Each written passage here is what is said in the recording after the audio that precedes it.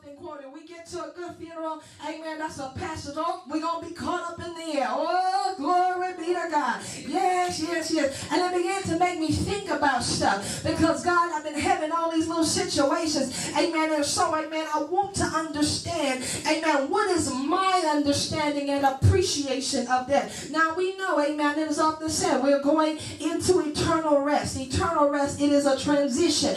Amen. It is a place of purgatory, waiting, amen, for the coming of God, the rapture of God. But I've also come to an understanding that we are living out a dream. Now, I told you we're in the school of the prophets.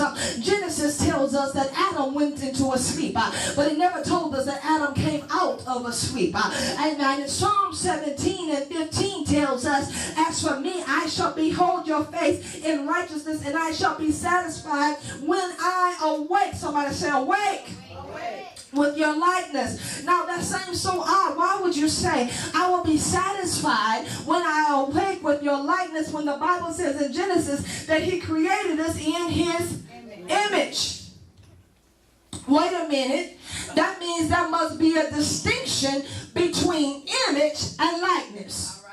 There must be a distinction. If he already made me in his image, but yet I'm going to be satisfied when I awaken in his likeness, because, amen, made in his image talks about how the heavens, amen, everything in the body, amen, can be seen in some system in the heavens. But when I talk about his likeness, I talk about the essence of who he is. And so anytime I come into the essence of God, the Spirit of God, I come into the place where I can awaken.